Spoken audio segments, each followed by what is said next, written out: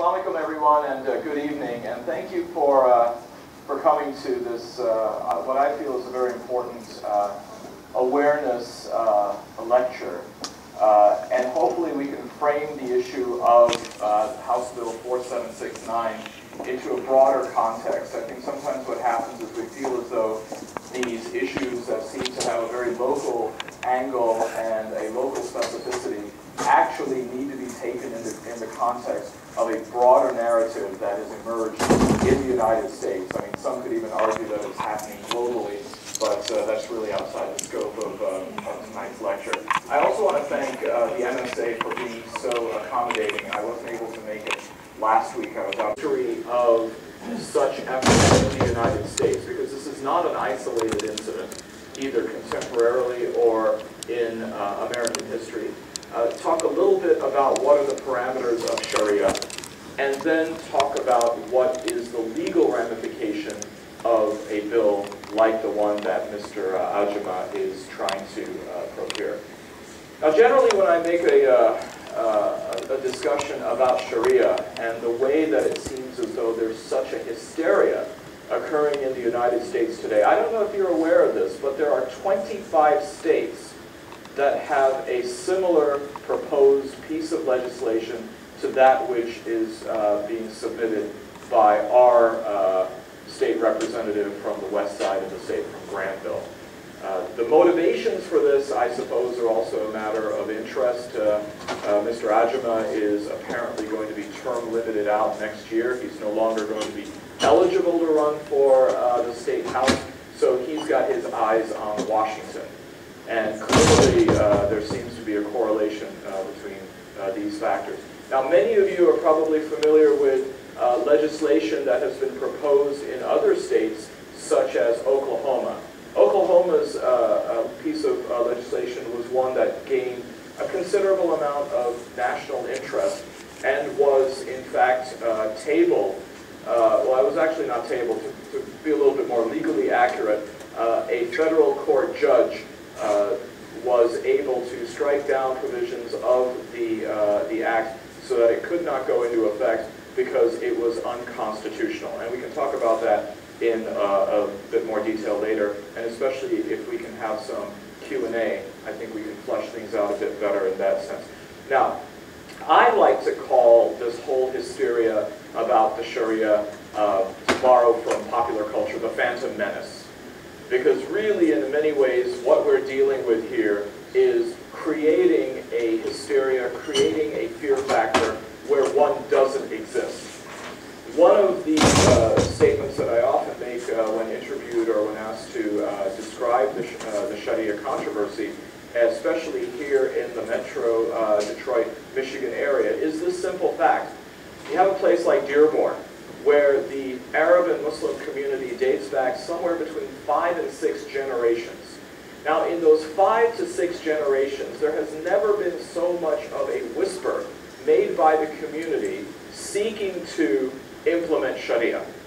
So why now, especially in this post-9/11 era, where there is already a sense of siege that many Muslims and Arabs feel, would they possibly then try to assert the implementation or the essentialization of Sharia? It seems so completely counterintuitive, but yet this doesn't stop people who want to assert a certain kind of an agenda to use less than rational explanations for why they think Muslims are acting in a certain way.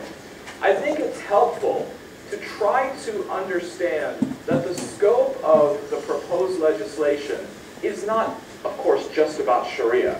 It's supposed to be about banning the use of any foreign law by a state court. But of course, let's be real about this. There's not really so much of a concern about Jewish law being used, or Hindu law, or any other system other than Sharia. And in fact, it seems as though this is really more of a cover for targeting not just a legal system, but those who would be subscribing to that legal system.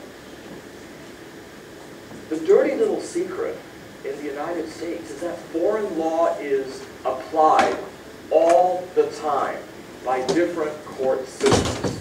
In fact, some states have their entire legal system based on foreign law. Louisiana, for example, has a lot of its legal code based on the French Napoleonic Code. And yet an even larger proportion of Louisiana law is based on Spanish law. And it seems like nobody has much of a conflict with the fact that you have the foreign law of two different countries being applied and being codified within Louisiana. In fact, if one, is anyone here pre-law? Okay, anyone planning on going down to Louisiana?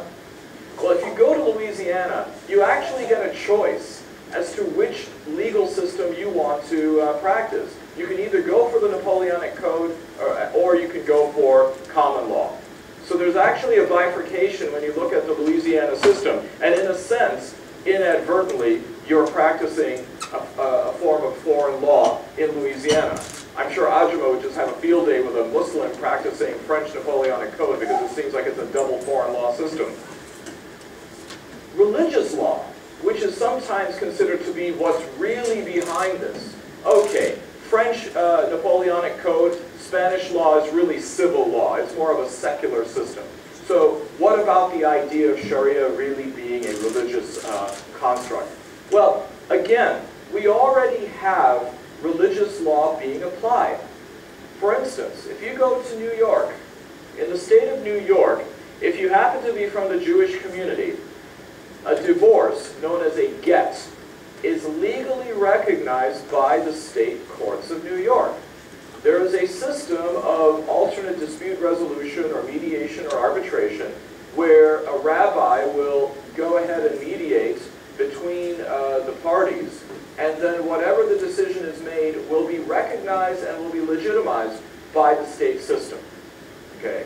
And there simply doesn't appear to be any kind of disharmony or worry that with the application of a divorce that is pursuant to rabbinical or Talmudic law, all of a sudden there's going to be some application of Jewish law as a whole. In fact, I was listening to NPR on the way up today, and there was a controversy in Brooklyn of a bus route, which of course is a public transport system, where apparently, as it goes through two Hasidic Jewish neighborhoods in Brooklyn, the Hasidic Jewish women are told to sit in the back of the bus. And so now there is a re-examination about whether this violates the separation of church and state and the First Amendment, that by allowing the bus passengers to determine what happens on the bus, is this then an undue endorsement of religion by the state? So stay tuned to see how that happens. Now, the Supreme Court of the United States uses foreign law all the time as a guiding principle, and not just when it involves a foreign country or a foreign appellant to the case in question. They will look for guidance to other legal systems that may have more clarity or more precision in handling that particular legal issue. That doesn't mean it is a compromise of the American legal system or trying to then concede some kind of deficiency within the U.S. Constitution. It's simply a matter of seeing how other legal systems handle similar fact patterns or similar constitutional issues. There's never really been much of a question or much of a dispute about this happening since really the inception of constitutional law as it has developed in the United States. Maybe, again, to be charitable, it could be said that if we allow some forms of Sharia to be implemented, like a divorce, okay, or marriage, or estate planning, an Islamic will or an Islamic trust, this then is going to be, because you know how slippery Muslims are, they're going to then create a slippery slope of saying, today we get a Muslim divorce, tomorrow, according to Muslim law, we cut off your hands. Right? I mean, isn't that really what the whole argument is being framed at? And yet, here's the thing. I don't see the correlation between divorce today, polygamy tomorrow, beheading the next day, and hand amputation on the third. It's not like there's going to be a rash or an epidemic of stonings, to the best of my knowledge. Because if that was really the case of having a slippery slope, then one could certainly argue that if you allow for a Jewish divorce to be validated and to be recognized, well then why don't you just use the entire Old Testament and codify that? And if one were to read Leviticus, and if one were to read Deuteronomy, in the start of the Old Testament, the punishments that are listed in that are quite egregious. In fact, according to the Old Testament, it is a capital offense to work on the Sabbath. So any of you who happen to have a job on Sunday are punishable by death. But clearly people are able to somehow or the other establish boundaries when it comes to a legal system and its application and not requiring it to be taken in its totality. What then is the hysteria that is driving what's going on, not just in Oklahoma, not just in Michigan, but 23 other states? I mean, this is no joke, folks. Half of the country is proposing legislation which seeks to ban the use of Sharia within the state court systems of their jurisdictions. Well, is this something new? Is this something isolated to seemingly target a legal system of a community? Well, the answer to this is no. If one examines the history of the United States, it seems as though there is a connection between certain historical stress points and what I call, and other scholars call, moral panic. This idea that there is something truly unstable, truly vulnerable about the social and legal and cultural and political processes of the country that make it susceptible to manipulation, susceptible to exploitation, susceptible to being gamed, as they say. And for those of you who have seen movies, as I have, you're probably familiar with one called Gangs of New York, okay? With Leonardo DiCaprio, Martin Scorsese film. And in it, it's quite interesting to see what's going on here. Of course, the main plot seems to be about a boy seeking vengeance for the murder of his father. But really what it's about is the nativism, which was quite pervasive during the middle of the 19th century. It's a time of the Civil War. It's a time where the Union is actually split in half. It is a time where in New York City, the cosmopolitan epicenter of the United States, ironically the same place where the whole quote-unquote ground zero mosque controversy was happening. Excuse me, back in the 1860s, there was a tremendous fight that was occurring as to whose America this was.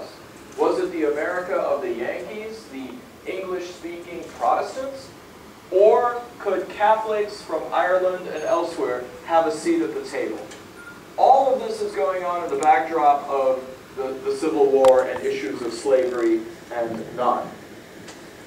To think that this was something that was just isolated to the Civil War, think again. Almost exactly a century later, the credentials of Catholic political candidates was called into question. If one was aware of the 1960 presidential candidacy of John F. Kennedy, one can see how much his Catholicism was being called into question. For those of you who obviously are too young to remember that, think Mitt Romney today. The whole idea of how his Mormonism is now being called into question. That kind of litmus test, which of course also is unconstitutional, was something that came into play when Kennedy was in a very, very tight race against the Republican candidate, Richard Nixon. In fact, some of the aspersions that were being made against him were that he is not going to be loyal to the U.S. Constitution, rather he's going to be taking his marching orders from the Pope in Rome. And we find that those cities from where Kennedy was drawing tremendous electoral power, Chicago, Boston, these were cities where there were Catholic mayors, and there was a lot of accusations that were being made that they were manipulating the system and delivering the Catholic vote where such a high concentration of the vote really didn't exist. But it's not just Irish Catholics who have faced this kind of demonization. Throughout American history, there's obviously the situation of African Americans. During the early part of the 20th century, after World War I, during the Great Depression, Irish, Italians, Jews were all considered to be black. There was actually a process in the United States whereby these minorities from Southern and Eastern Europe had to go through a process of what we could call lactification. It took them a while to become white in the ethnic and demographic categorization of people in this country. We also find that around this time there was a suffrage movement. After World War I, we have the passage of the 19th Amendment in 1920. And people were really concerned about what this was going to mean to the country. How dramatically was it going to change? Is it changing in a direction that we cannot control, that we cannot reverse, that we cannot embrace? For those of you who have been watching it, there's a fantastic documentary right now on PBS by Ken Burns on the Prohibition. Now I know some of you are thinking, why should I watch a documentary about the prohibition of alcohol? But if you look at the arguments that were being made at that time, they are frighteningly similar to what is going on now. The same arguments about having some kind of cultural purity in the United States. The idea of which people are the other who are causing mischief or who are going to manipulate the system. You find that the discourse is almost identical in that sense. Today what we have is that the current moral and cultural panic in the country is due to another paradigm shift in America. Clearly, during times of war, it's understandable that there is going to be a certain kind of hysteria, there's going to be a certain kind of fear, there's going to be a certain kind of suspicion.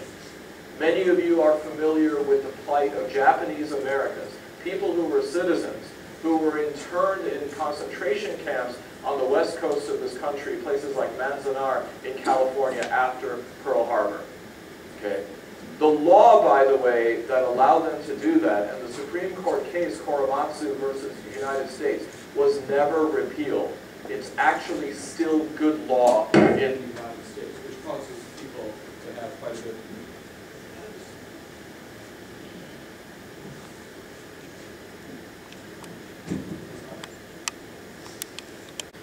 Okay, I mean, notwithstanding Iraq and Afghanistan and post 9/11, it's not for many people a real war, a war that would be waged on American soil, after all, with the exception of, say, September the 11th, 2001. But then what is causing this kind of moral panic? Sometimes people consider this Sharia debate, or what is sometimes called Islamophobia or Muslimophobia, to be just an isolated instance, or they consider it to be a disease.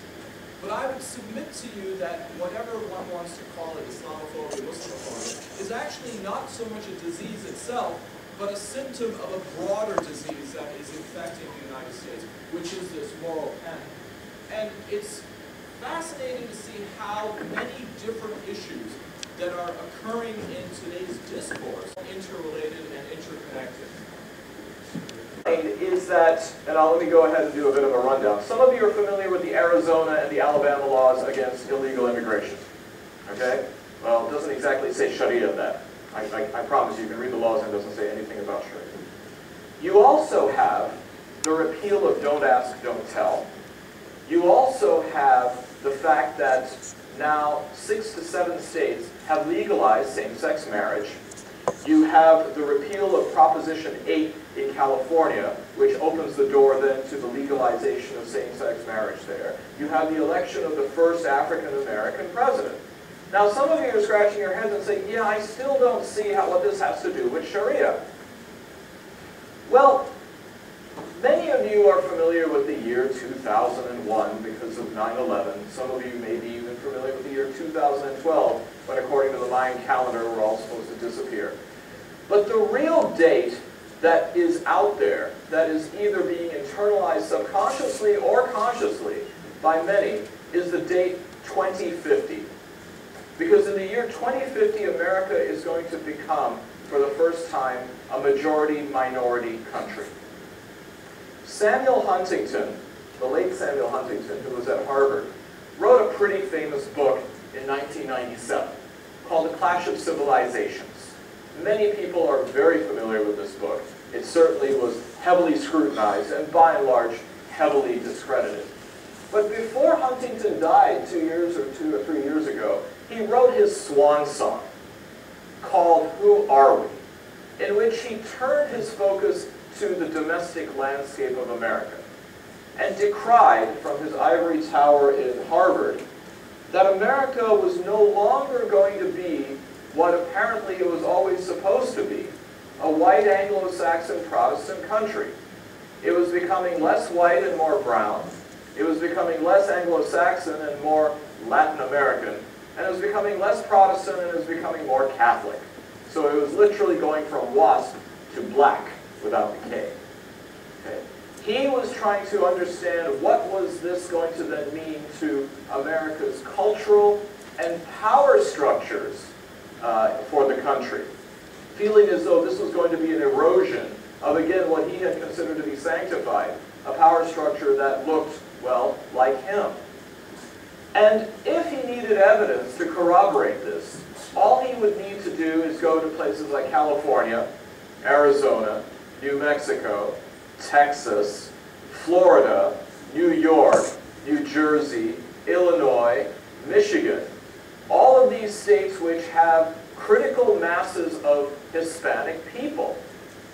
And especially California, which is fast on its way to becoming majority-minority well before 2050. And if you look on the political map, you will discover quite quickly that places like California, Arizona, Texas, Florida, New York, Illinois have a lot of electoral votes. And so where these populations vote, so then goes the election. Okay. In fact, with one tally I saw that those states alone constitute almost half the necessary electoral votes needed to get to 270 for a president. So you look at the landscape, and for some of you who have a certain sense of history, having been alive for long enough, to think about what are the debates today, and to think about whether these would have been debates 20 years ago, 25 years ago, it's impossible to fathom. The very idea that now there are places in the United States where Spanish is the primary language spoken. The very idea that there are places in the United States where the process has already become, that society seems to have become receptive at least, to the idea of expanding the definition of marriage. The idea that there is the first African-American president. Now, for those who believe that the United States was supposed to be looking like some scene out of Constitution Hall in Philadelphia 225 years ago, and that these would be the only leaders acceptable, or the idea that one day on a dollar bill there could be somebody other than a dead white president, is a matter of concern. And for others, it is a matter of great anxiety. Now, the question then becomes, well, why Islamophobia? And why this onslaught onto Sharia? Well, the answer to that is fairly simple. Look at the debates surrounding the Arizona law. Notice that nobody who was against the idea of people coming across the border ever couched it as a Hispanic problem. It was always undocumented aliens. There was a conscious effort by critics of undocumented aliens to take out the race and the ethnicity. Why? Because the moment you start making it a Hispanic issue, you will probably lose the Hispanic vote. When it comes to LGBT, politicians, media people, comedians, you make a joke at the expense of the homosexual community, and the chances of you having a job the next day, irrespective of the amount and the sincerity of the apology, is going to be pretty low. Okay? Similarly, because of America's rather checkered racial history, to go ahead and try to really racialize the president would be a matter of political suicide. So if you listen to, over the last 10 years, the rhetoric that is being used in order to make a point, it is usually done at the expense of the Muslim American community. I was on a flight back from New York 3 or 4 weeks ago with former Arkansas Governor Mike Huckabee. Huckabee has his own show on Fox News. And as I'm boarding the flight in LaGuardia to come back, I see him, and I was like, oh man, you know, sometimes you just get this feeling, you get almost a feeling of revulsion. But I realize that I am me, and it is after 9/11, and so the new normal would say I'm not going to get into his grill. So I get on the flight, and he's seated across the aisle, one row back. We're sort of kitty corner to each other.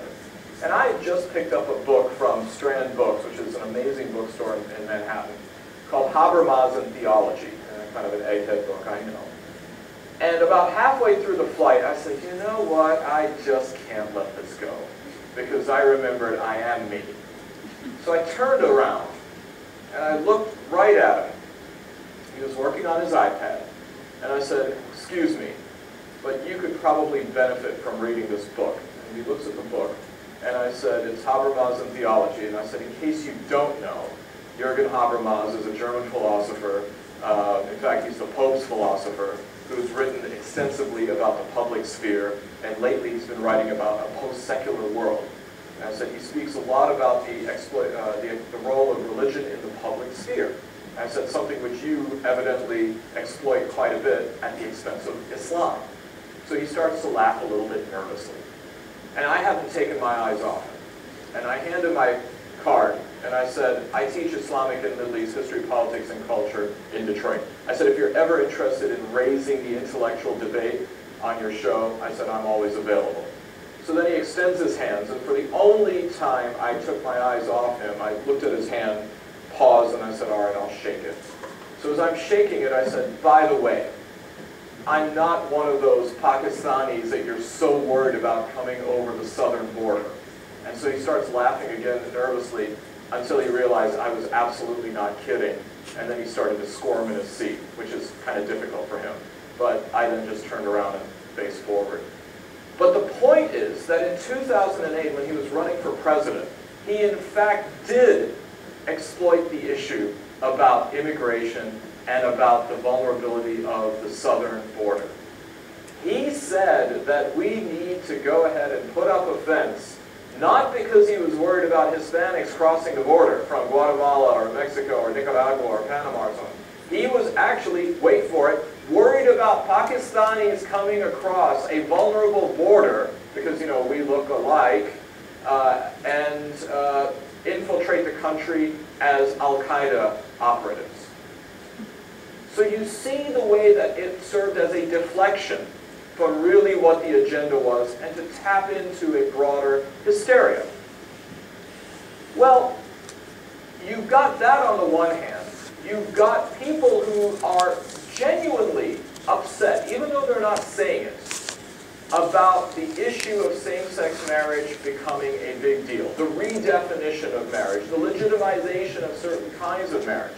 But they can't do anything about it.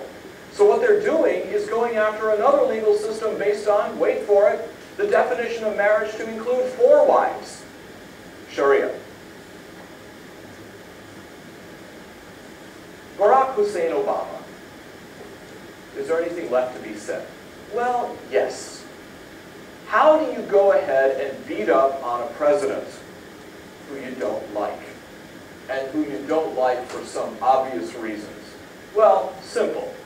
You go ahead and you accuse him of being inauthentic. How? Religiously, being a Muslim. And a foreigner, being born in Kenya. So what ends up happening then is you don't even have to use the N-word, which of course is stuck right here, because there's no way you could use that in America and get away with it. So you call him the M-word, which has now replaced the N-word. See? Well, how is it that this is allowed to happen? How can people go ahead and make their point at the expense of the Muslim American community? Easy. If you look at the other communities that I've mentioned, whether it's the Hispanic community, the African American community, the LGBT community, you find groups that have more social and political capital in this country than do Muslim Americans. Whether it's a matter of having paid their dues over a longer period of time, whether it's a matter of having to confront and deal and cope with some really egregious discrimination and demonization, the country seems to have moved beyond those debates, those very divisive issues. Part of it is not just political and cultural, a great deal of it is economic. These do go hand in hand. And the group, tragically, which has the least amount of that at this stage, I know what the polls say, I know what the surveys say, I've helped put some of these surveys together, that the Muslim American community has one of the highest median income levels of all communities in the United States, that it is one of the best educated communities in the United States. It doesn't matter unless that translates into a greater sense of visibility of how that economic and political power is in fact being used. So as this country is moving toward what seems to be the runaway train of a majority-minority reality, those who feel as though they are stakeholders in the status quo are worried that either their share of the pie is going to become smaller or it's going to disappear altogether. This is how moral panics occur. There was recently a news report that said for the first time in American history, non-Caucasian births are outpacing Caucasian deliveries. So the prophecy, if you will, is coming true. To the idea that America is not, there used to be a commercial, and I know Lansing is an Oldsmobile town, and some of you are like wondering, what's Oldsmobile? Well, once upon a time, Oldsmobile used to be a brand for General Motors. Okay? It used to be built right here in Lansing. And the commercial used to go, this is not your father's Oldsmobile. In a sense to say, we've moved on, it's not one of those old-fashioned, really poorly designed cars. You've got something peppy, sporty, a little bit more fresh. Well, in a sense, people are waking up and having that epiphany, that realization that this is no longer your father's America.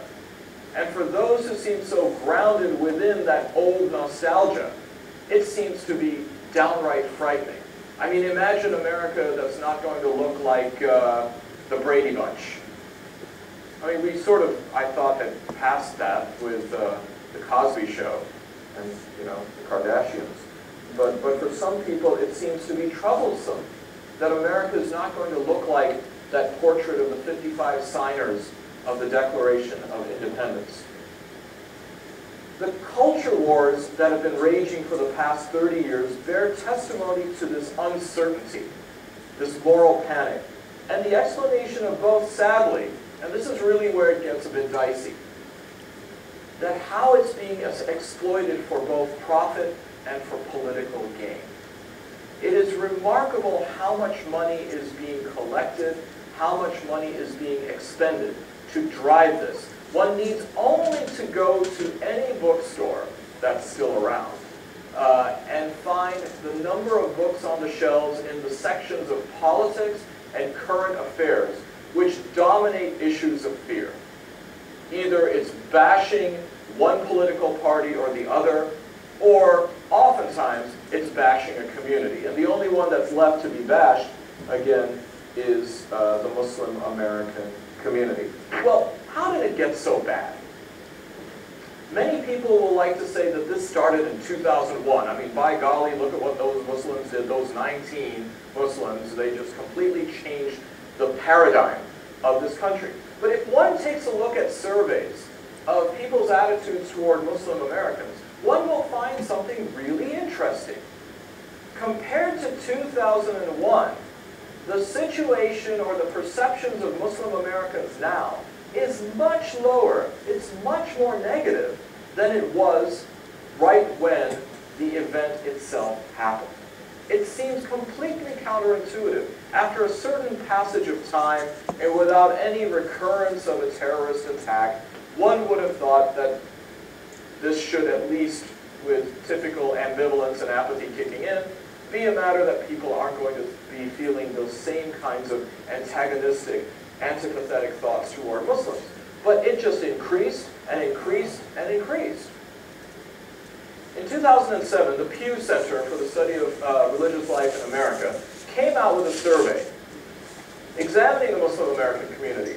And there were two statistics which I remember out of this 108-page report that really gained a lot of the public awareness. One was something dealing with 13% of those surveyed thought there may possibly be some situation that might justify suicide bombing. But the other more damning statistic that came out was one that said that the Muslim American population was only 2.35 million. Now this was in stark contrast to what had previously been the estimate that was given, 6 to 8 million Muslims. And even if there was some attrition, some deportation, or some people felt that the situation or the climate in America had gotten a little bit too toxic after 9/11, we'll just go back home, you can understand it would be maybe a few 100,000 at most. But the idea that the population was at best about a third of what had been presumed for years was really disturbing to Muslims. But it was also the source of tremendous opportunity for others. Because now, no longer is Islam the second largest religion in the United States. No longer is it somewhere around 3% of the population. Now, it's only 0.6 to 0.7% of the population. Less than 1% of the total American landscape. In 2007, this report comes out. 2008 is a presidential election year. And those who already had an agenda that was based on gaining political and profit gain decided that this was the blood in the proverbial water. And the shark started to circle. And you find then that the Muslim American community was in play because it was simply statistically too small, too disempowered to really launch much of a counter-narrative. So the erosion or the lack of social and political capital then translates into a fairly relentless barrage of people then using Islam or Muslims as a bailiwick, as a blunt object in order to bash another political candidate or to go ahead and advance an agenda. Rick Lazio, when he was running for the Senate against then Senator Hillary Clinton, made a huge stink about where she was getting some of her campaign contributions, hounded her about it. So you find that even in those places that seem to be the bastions of cosmopolitanism, the bastions of multiculturalism, New York, there was still this kind of unease about being associated with Muslims. Then candidate Barack Obama was really in a situation where he felt he had to defend himself from his Muslim heritage from his father's side. And so you found that there was quite a distancing that he would have when it came to his campaign stumps in associating with Muslims. When you come to Detroit, there was a fairly notorious situation where a couple of hijab-wearing women were going to be on the stage with him. And at the last minute, members of his campaign said, "You don't need to be on the stage. You cannot be on the stage." Later, in retrospect, they apologized, but at that point, the writing was already on the wall as to what the perceptions were and how the campaign and how the candidacy had to deal with it. Now here's the irony. One would have thought that once it became revealed, if one wants to place a lot of veracity in that statistic, that a community that is less than 1% of the population is not going to in any way, shape, or form be able to advance a political agenda, let alone be able to have Sharia law implemented. But that didn't stop people from going ahead and saying that there was now going to be some mobilization, because after all, it only took 19 people to bring down 2 towers, so it can bring 2.35 million Muslims can totally subvert the country. This was the conceit that was put out there. Part of the problem, and I know many of you last year were privy to the whole Park 51 controversy. The Terry Jones controversy actually, unfortunately, had some backlash here in East Lansing as well. If you listen to the debates about Sharia, if you listen to the debates about Park 51, the problem is, on the surface, it seems to be all about Islam. It seems to be about religion. That we don't like what the Muslims believe in because they're going to impose that on us. tomorrow they're going to make all our women wear headscarves, and they're going to go ahead and cancel Halloween and Christmas and all of those other Hallmark holidays, right? But if you peel the onion back a layer or two, what you're actually going to find is that it's not about religion. The Islamophobes, so to speak, don't hate Muslims for what they believe. They hate Muslims for where they are. It's the idea of occupying any part of the public sphere. Because one part of America that is so essential and distinguishes it from so many other areas is this notion of civic and political engagement within the public sphere. The free marketplace of ideas and the ability to occupy that space and share that space. And so what we find is this idea of shifting and moving mosques out of your neighborhoods, back into the home. If you want to practice Islam, do it, just practice it in your home. These are ways of causing Muslims to have to withdraw from the public sphere. They are better to be seen and not heard, which of course is ironic, because then that makes Muslims stealth jihadists and plotting and planning in the confines and the comforts of their own basement. So it's obviously a very paradoxical argument that is being made. But the reason why this is happening, again, we have to bring it back to moral panic. It comes from the idea that America is changing so rapidly. And on top of that, with the economic pressures that have been in abundance for the last several years, there's a feeling of helplessness that America is changing and that people don't have the agency to either reverse the process or even slow down the process. A frustration with the idea that this change is happening and people can do nothing about it. And so oftentimes what's happening is that when people feel those kinds of pressures, they lash out. And they lash out in a bullying-like way at the weakest and the most vulnerable elements that happens to be out there, whether it's on the playground or whether it's on the political arena. And so what we find then is this really dangerous cocktail of bigotry and bullying.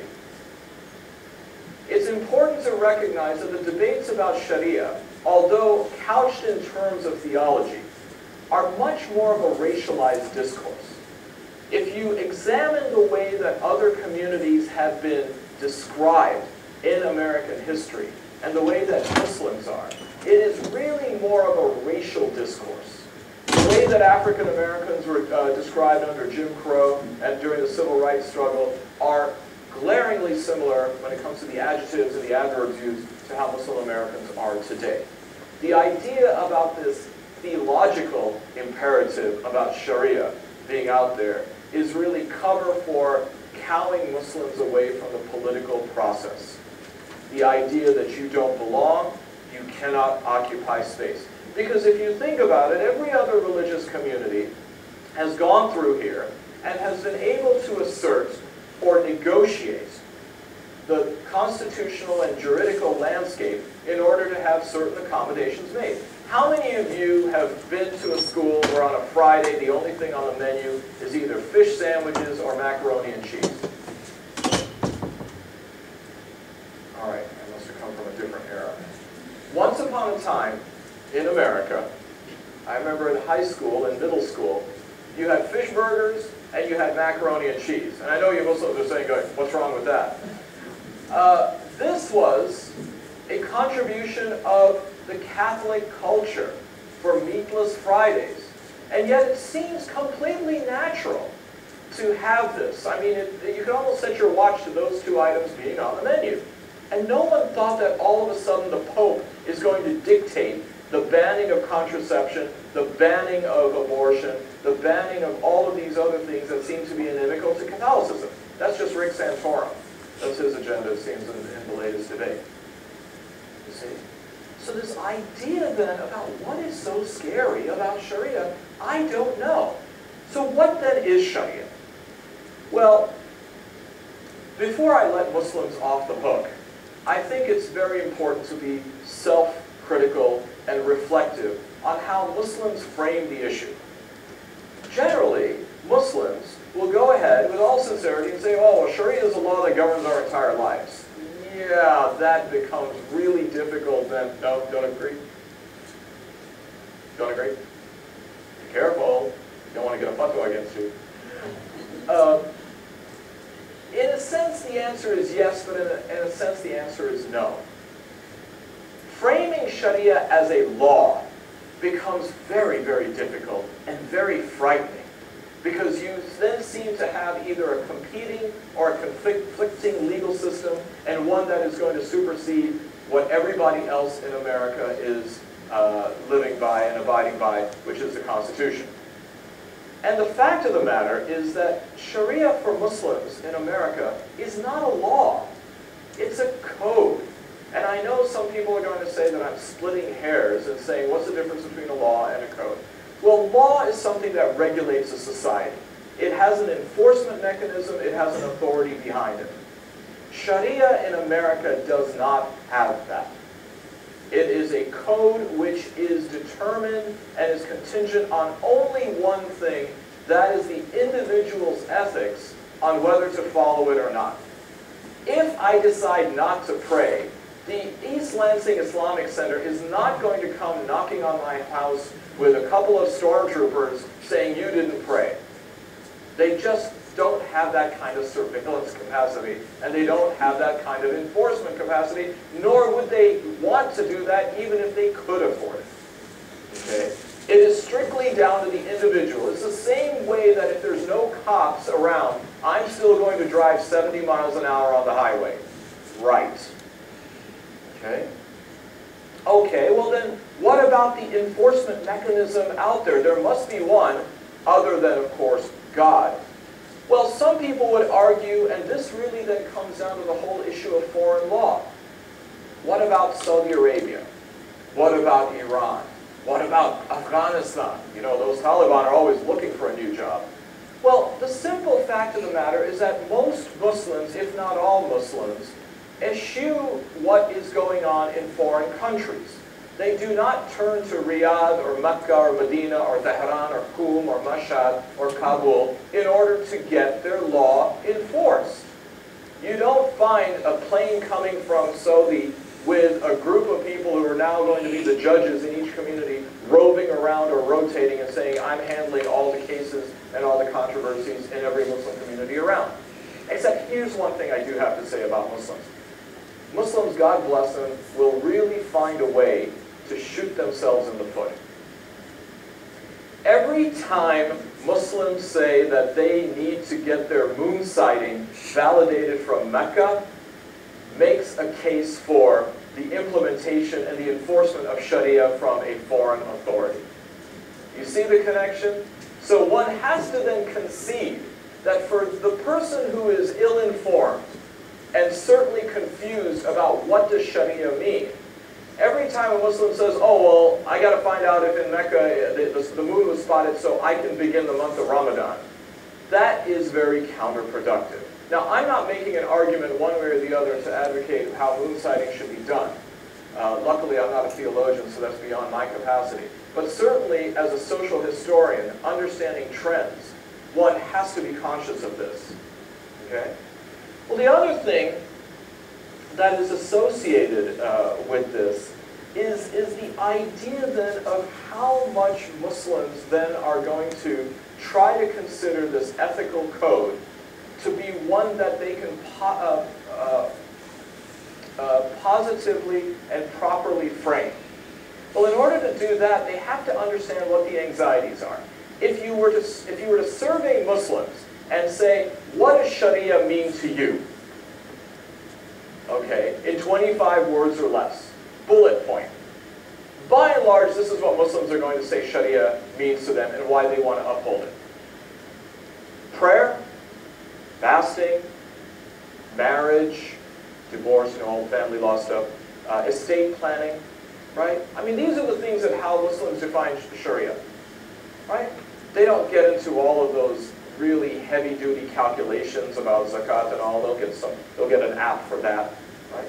They just want some way to at least codify their rituals, their liturgy, okay? That's what Muslims will say. And they're not being disingenuous. If you were to ask them the top 5 things, like some David Letterman poll, this is how they would say what Sharia means to them. I mean, in daily life, that's pretty much what it means to me, right? But you ask non-Muslims, what does Sharia mean to you? And they'll say, polygamy, beheadings, stonings, less than admirable treatment of women, right? And here's the most important part of this. Both sides are right. You cannot deny to the Muslim that what Sharia means to him or her is absolutely valid. And you cannot deny to the non-Muslim that that is not a part of how Sharia is implemented in some places in the Muslim world. And so this is where the dissonance happens. This is where there's the synapse when it comes to the two cultures. And so when people are forwarding an agenda without any kind of sincerity, with only some kind of motivation to promote and instigate and exacerbate fear, it's going to be very difficult for you to then say that all it is to me is these things. Okay? The good news is that this fear of foreign law in which Sharia is couched is not something new. And it is not something that has just come about with the discovery of Sharia. As far back as 2004, in both houses of Congress, there was a proposal for the Constitution Restoration Act. And in it, fascinating law, a proposal.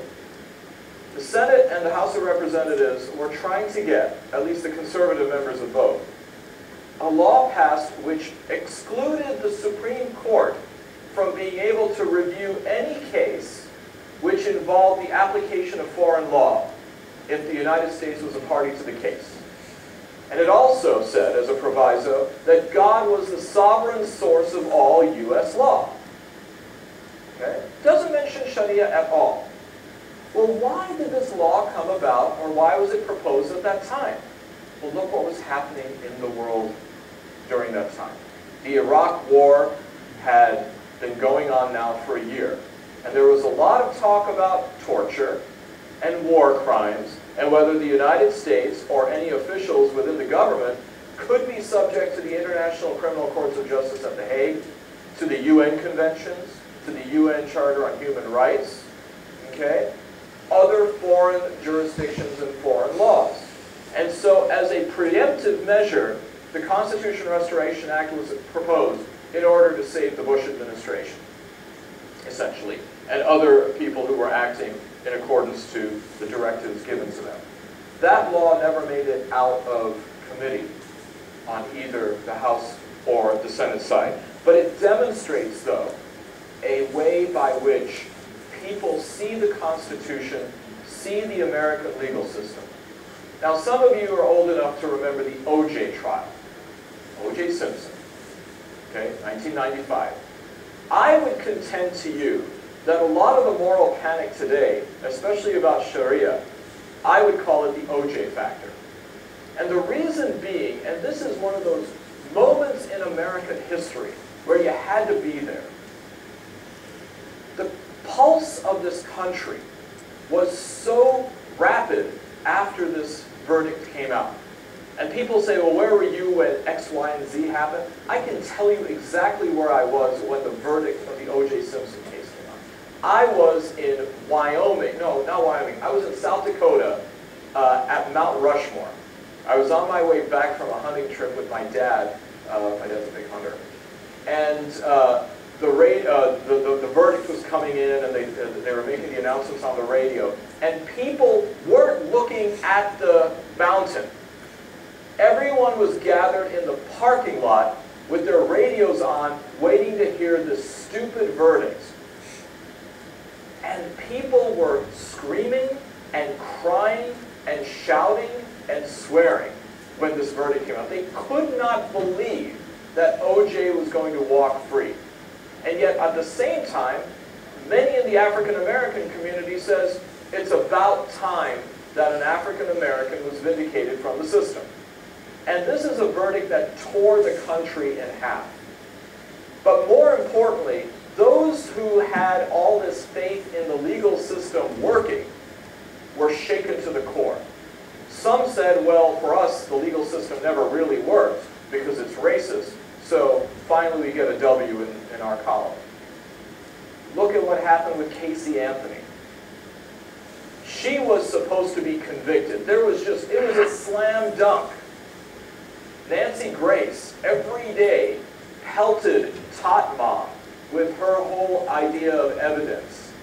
And the verdict came down and she was acquitted. And you saw the public outrage.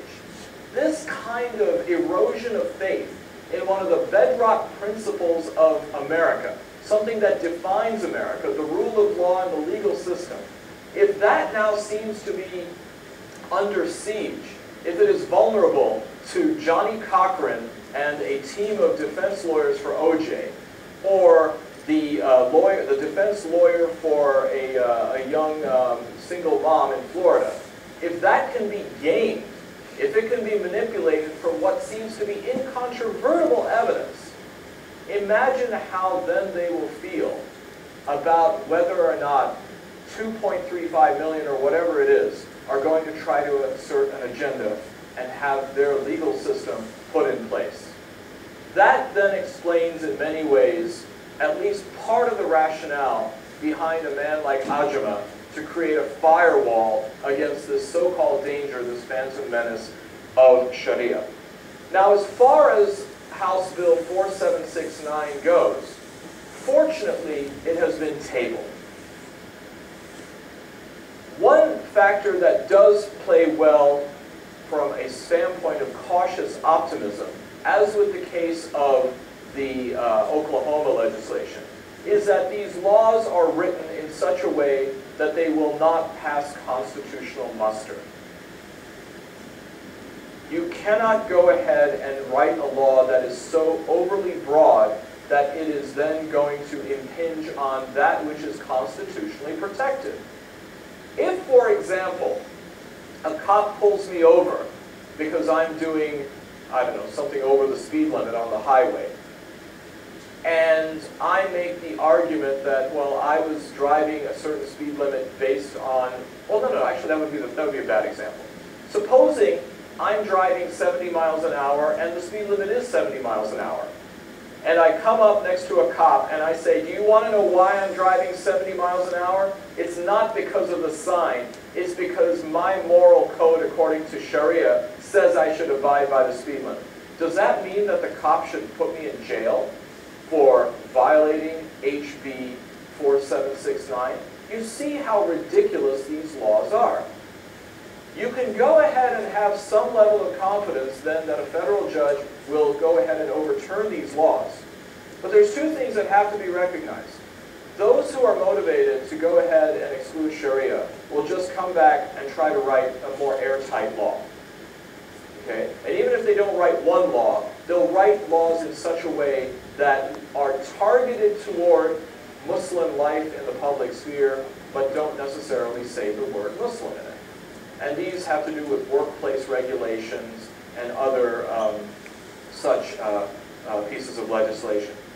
The other is that it is a costly battle to go through the legal system.